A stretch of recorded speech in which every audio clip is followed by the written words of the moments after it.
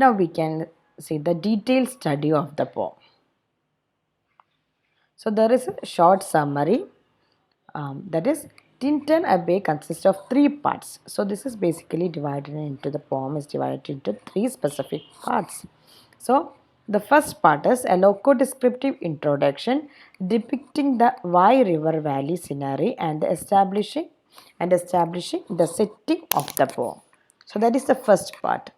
Now, in the second part, we can see the speaker's reflection on the personal significance of this landscape, referring to the memory of his first visit and his experiences of distress in the intervening years. Okay, so the poet, as I have already mentioned, he is visiting this location or Tintern Abbey after 5 years. So, this is a reflection, it's personal reflection of one's on by this speaker.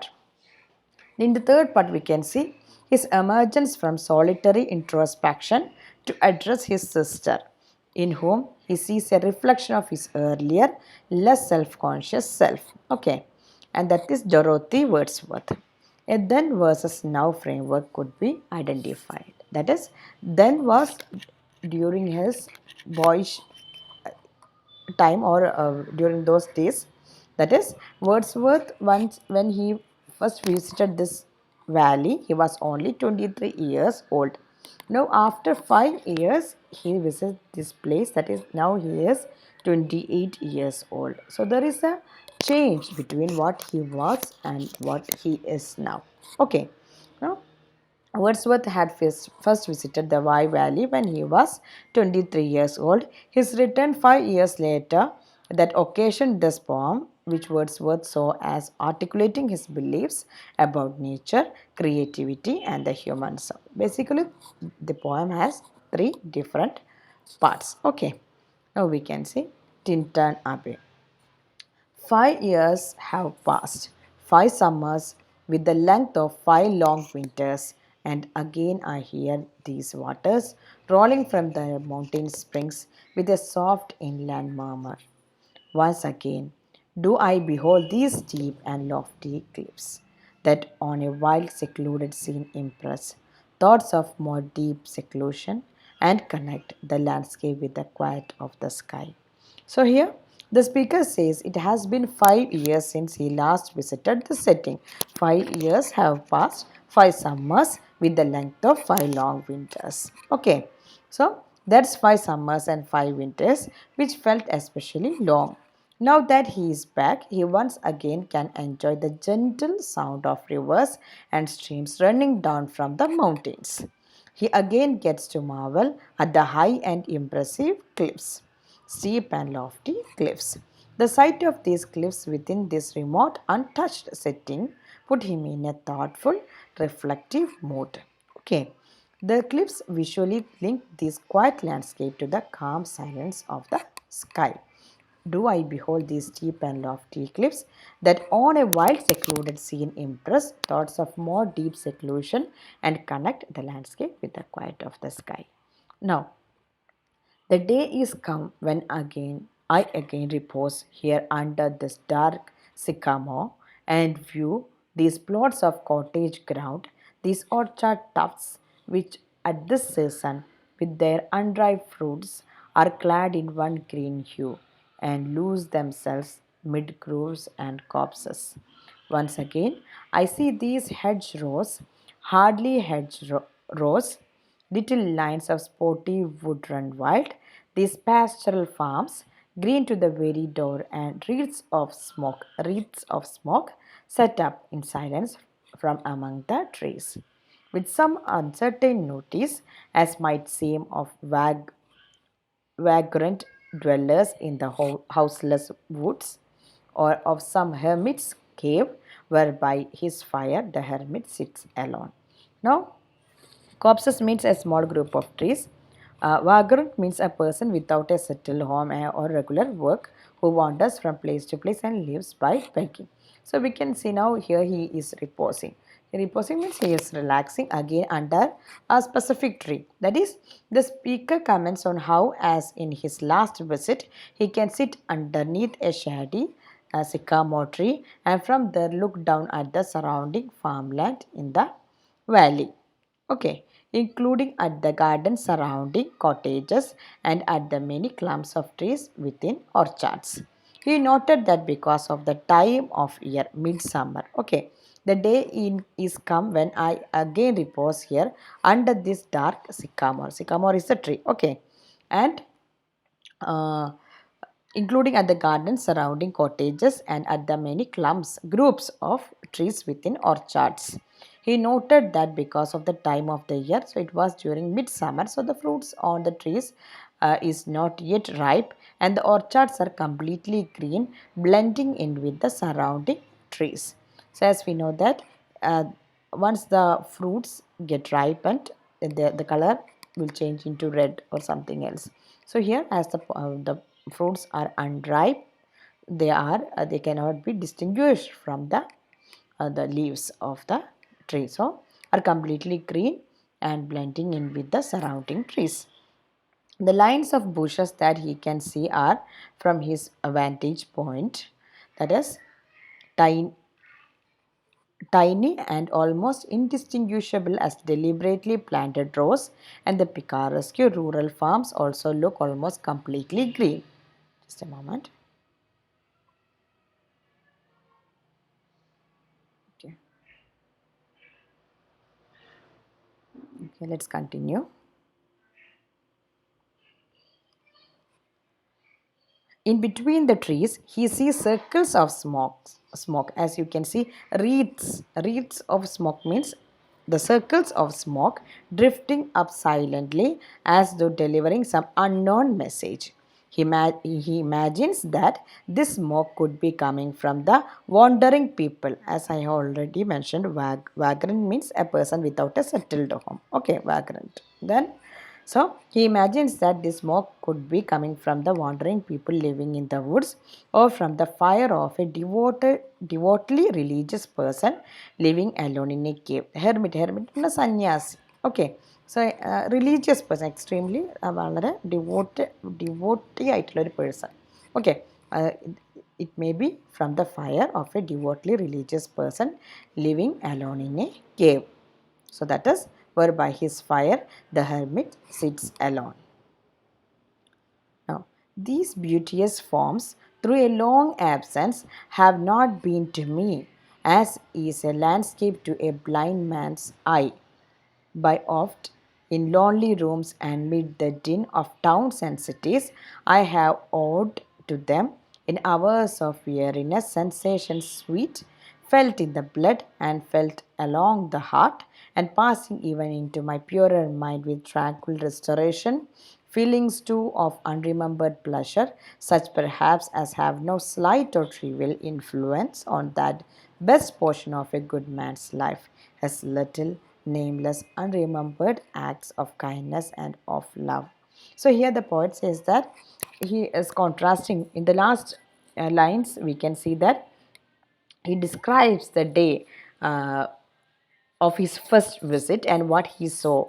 What he saw that during those days, that is the orchard and the green trees and that beautiful wreaths of smoke coming from the woods, etc.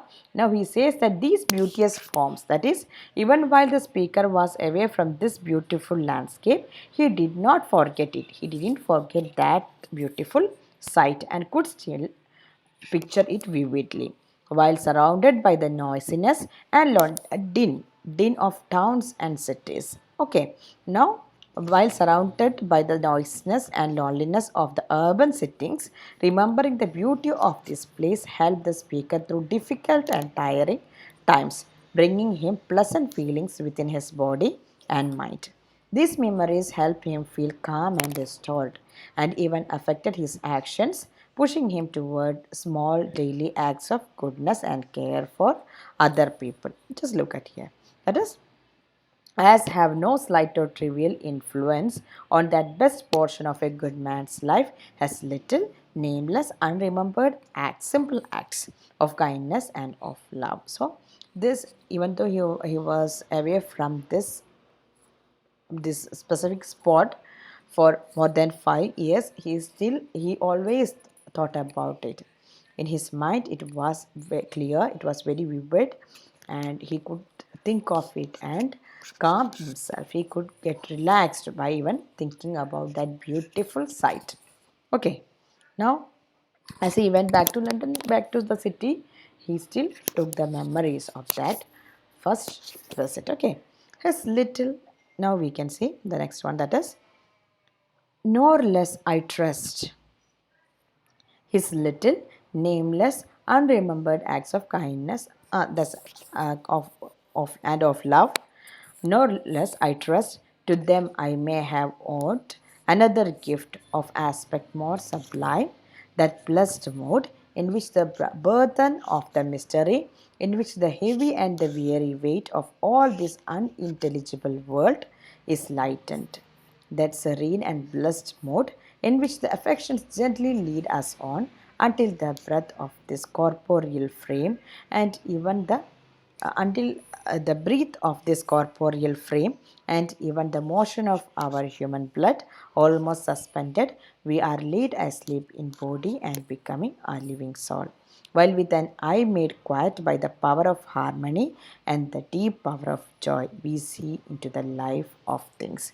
So here further the speaker is thanking, okay, these memories for granting him an even more immense and awe-inspiring gift, that is, wonderful precious mood in which he felt free from the burdens of the unknown.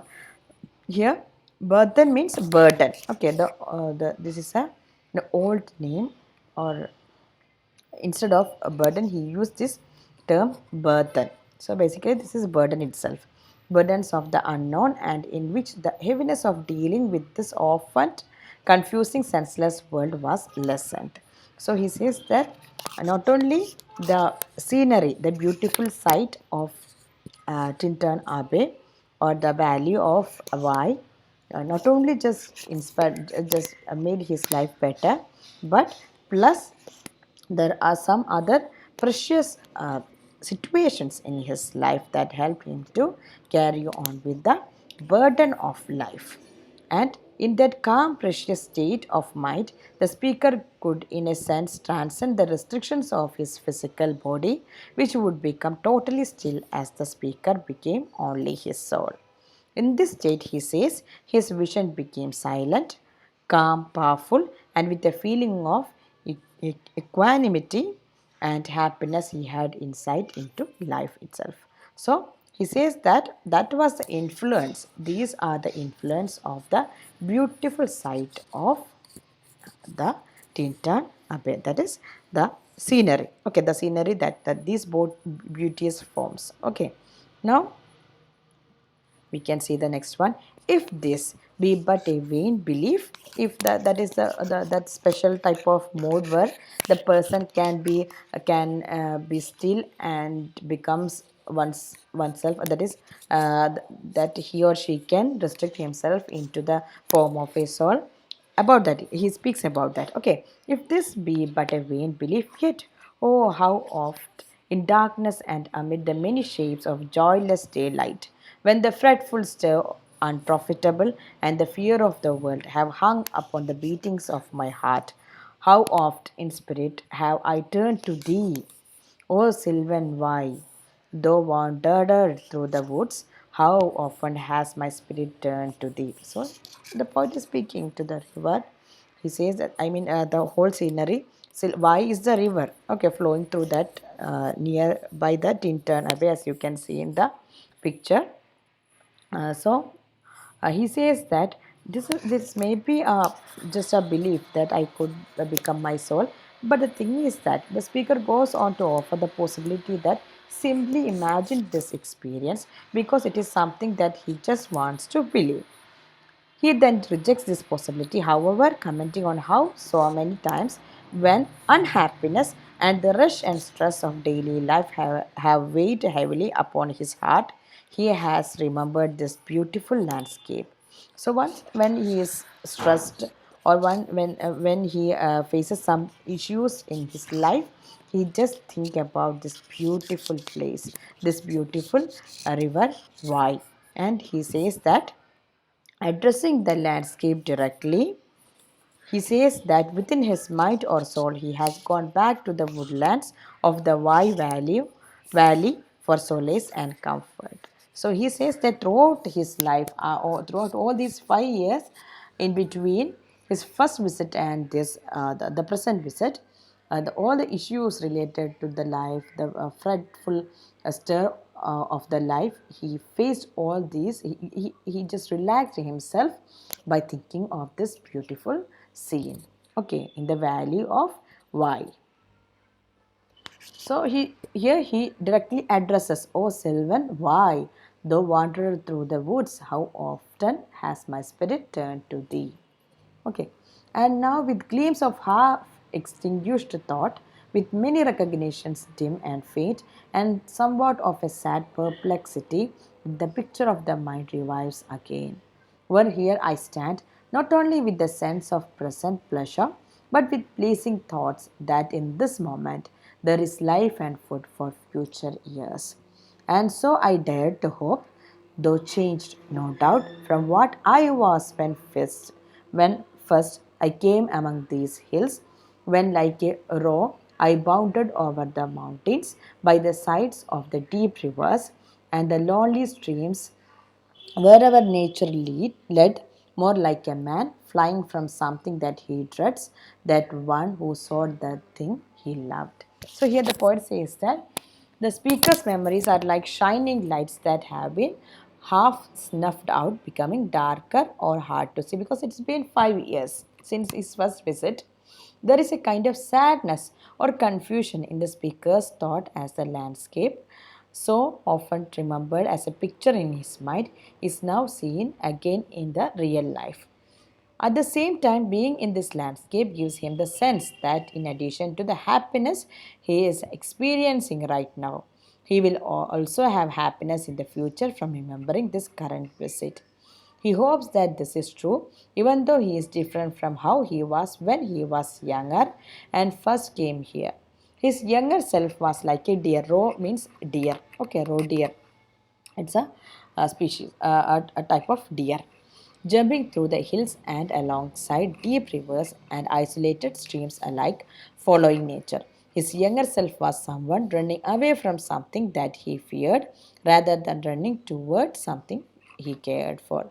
So here the poet is comparing his past uh, form and the present being. Okay, here the poet says that when he visited this valley, Y Valley, for the first time, that is before 5 years, he was like a roe deer.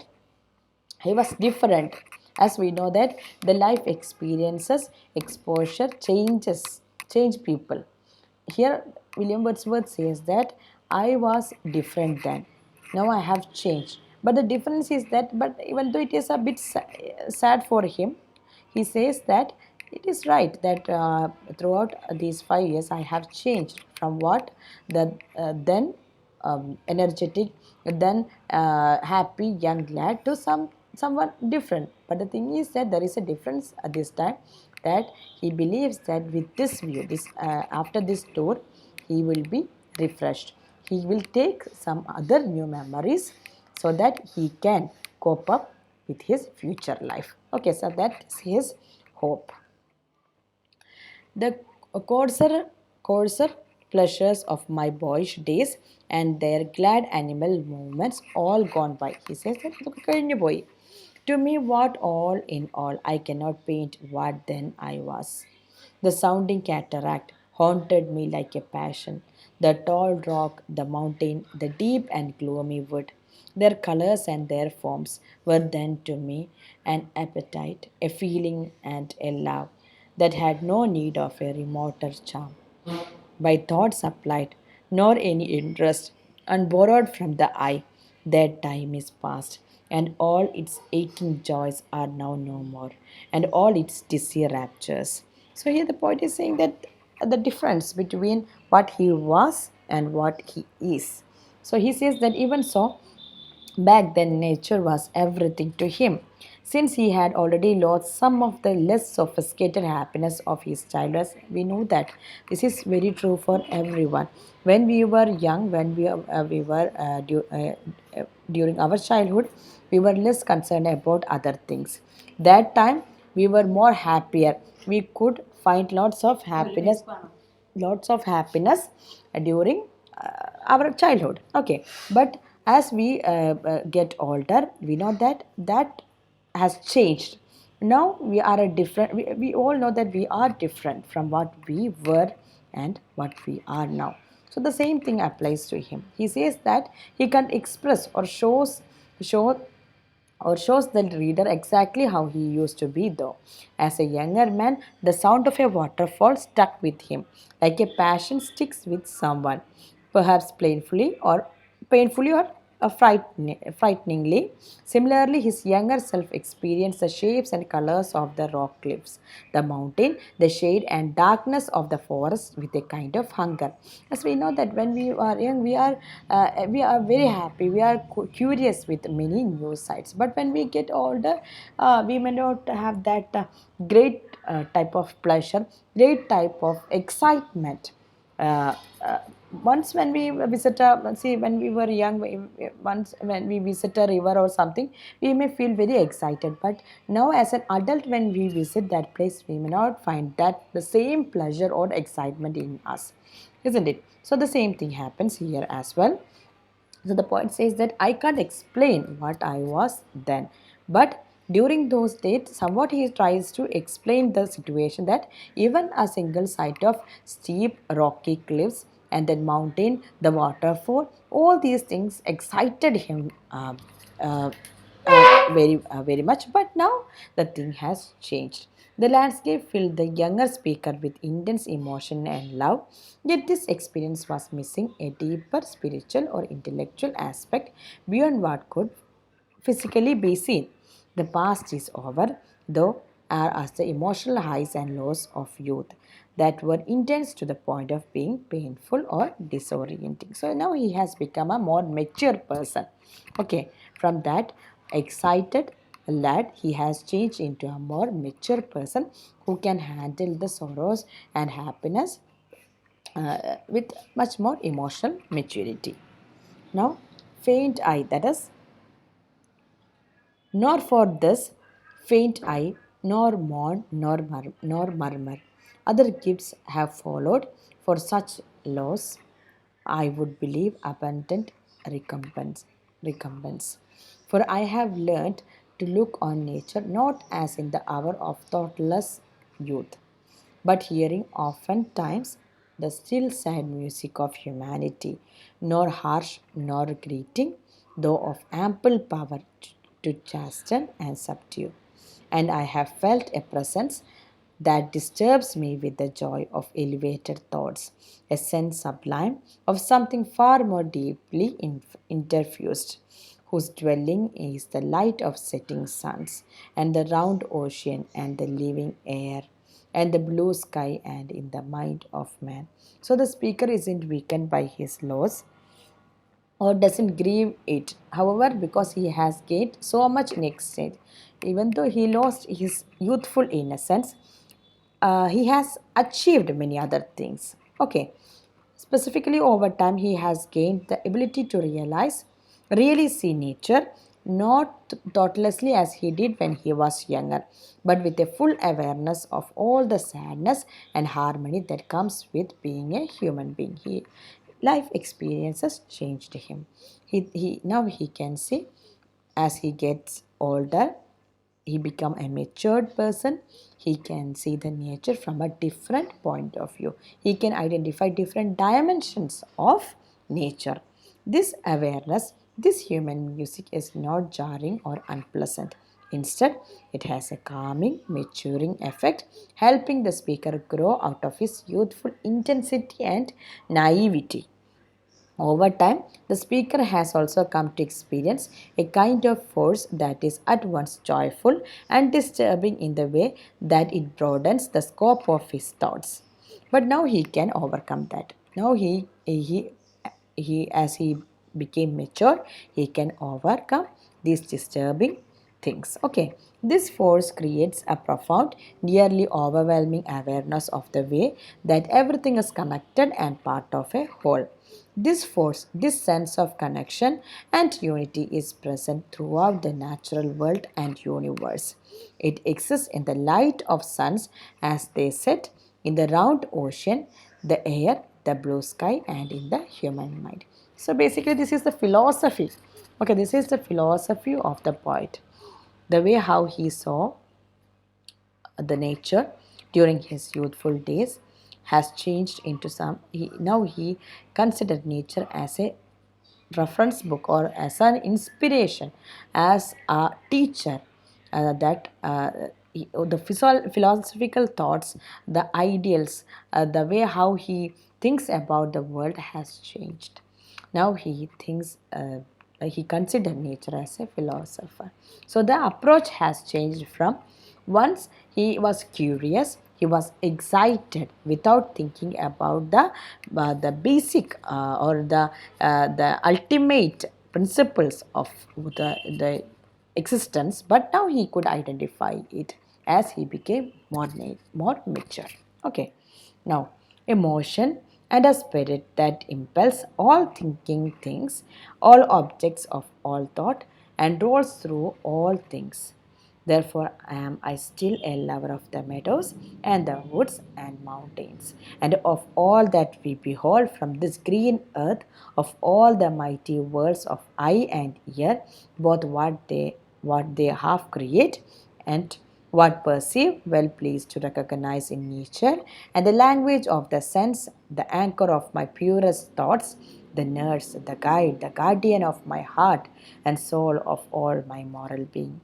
So he considered nature as the guiding force behind everything related to his life, his principles, his poems, everything. Okay, so this presence or force is a kind of power or living soul that makes all things possible, including the capacity for thought and everything that is thought about. This force is described as moving through everything in the universe with a motion similar to rolling waves. Okay, because of all this insight that he has gained, the speaker says that he loves the natural world, including the fields, forests, and mountains, and the equally powerful world of the human mind and human senses of sight and hearing, which he says work by half inventing and half observing the world.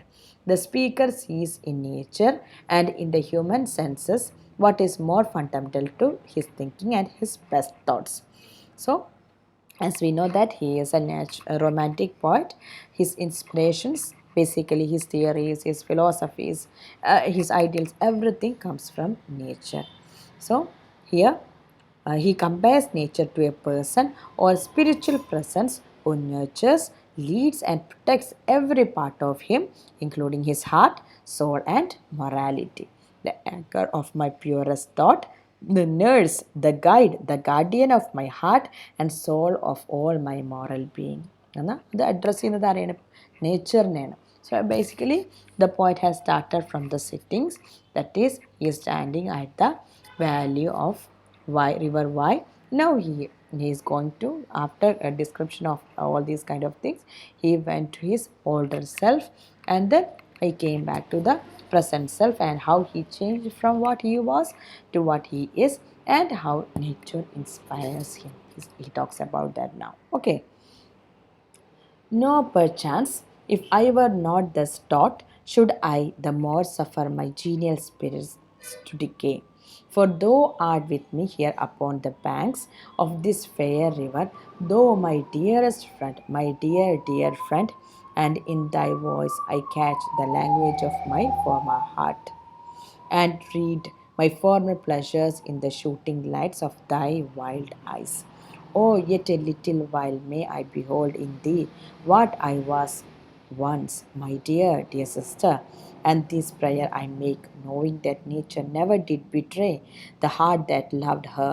It is her privilege through all the years of this our life to lead from joy to joy, for she can so inform. So now we are getting into the different dimension of this poem, that is He says that the speaker says that even if by some chance had not learnt all of this, he still would not allow himself to lose his positive outlook.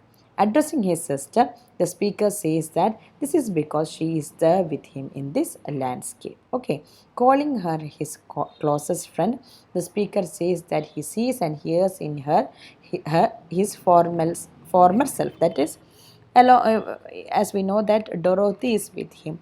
So he says that the poet says that the my youthful innocence, my older self is present in you, my dear friend, in you, my dear sister. The speaker says that he sees and hears in her his former self, including the way he used to feel and understand things, and the pleasure and joy he used to experience. So she must be very excited to see the beautiful scenery. Okay. Celebrating this, the speaker expresses the hope that he will see his younger self in her longer so that she can experience this youthful happiness longer. He then offers a prayer for his sister's future. He compares nature to a woman who is faithful, as we know that. The heart that loved. See, here we can see. And this prayer I make, knowing that nature never did betray the heart that loved her. So, he compares nature to a woman who is faithful and who cares most for leading people through life joyfully. Okay, for she can so inform from joy to joy.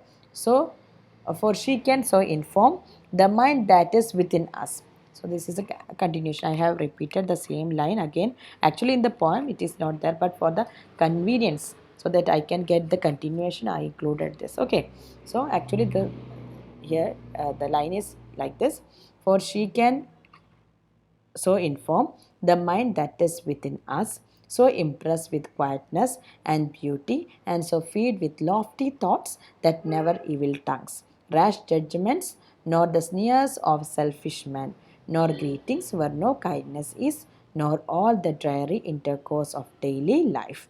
She shall ever prevail against us or disturb our cheerful faith that all which we behold is full of blessings. Therefore, let the moon shine on thee in thy solitary walk, and let the misty mountain winds be free to blow against thee. So here the prayer is going on. Okay, for his sister. The speaker says that the nature can shape human minds so well. Okay, makes such a strong impression of beauty and calm, and nurtures such a higher level of thinking that through these gifts people can withstand all the difficulties and immorality of daily life, including cruel words, unfair or quick judgments, and then conditions, then selfishness, empty or fake interactions. Then, in fact, he says, with the gift of nature, people can withstand everything that is wearing or difficult in day to day existence. Okay, so basically, the thing is that the prayer is somewhat like this, that is, the nature, let the nature protect you, my child. That is the gist of these all lines. Okay, in doing so they can uphold a positive outlook and belief in the goodness and the blessedness of life.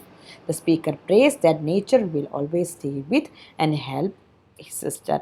He hopes that when she is alone, she will experience moonlight and that she will feel the presence of the soft, slightly rainy wind from the mountains. So once she becomes alone, the nature will guide her. The nature shall guide his younger sister. That is his prayer. Okay. And in after years, when these wild ecstasies shall be matured into a sober pleasure, when thy mind shall be a mansion for all lovely forms, thy memory be as a dwelling place for all sweet sounds and harmonies, O then, if solitude or fear or pain or grief should be thy portion, with what healing thoughts of tender joy wilt thou remember me and these my exhortations. Nor perchance, if I should be where I no more can hear thy voice, nor catch from thy wild eyes these gleams. So, then her mind will be like a spacious, lofty house, because as the nature bestowed all the good qualities upon her upon his sister. The mind will be like a spacious lofty house for everything that is beautiful and everything that is melodious and harmonious will live in only in her memories.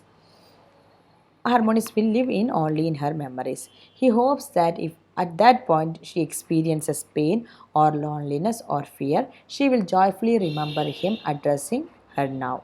And then this memory will be and that this memory will be healing. The poet this then goes on to imagine that at this future point he might have died and can no longer see or hear his sister. So his prayer is basically this, that is, uh, once uh, once he is no more, the nature will guide her and she can lead a blissful, happy life. And with this memory, according to poet, the philosophy of the poet, that is, the memories, the good memories can help in overcoming the problems, the issues, the stressful situations in life. So he thinks that as it worked for him, he expect or he prays that the same thing will happen with his sister as well. Okay, even if he is not along with her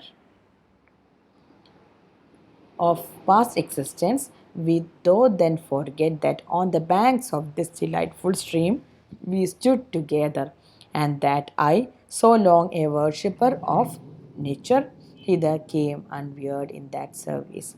Rather say with warmer love, or with far deeper zeal of holier love. Nor will though then forget that after many wanderings, many years of absence, these steep woods and lofty cliffs and this green pastoral landscape were to me more dear both for themselves and for thy sake.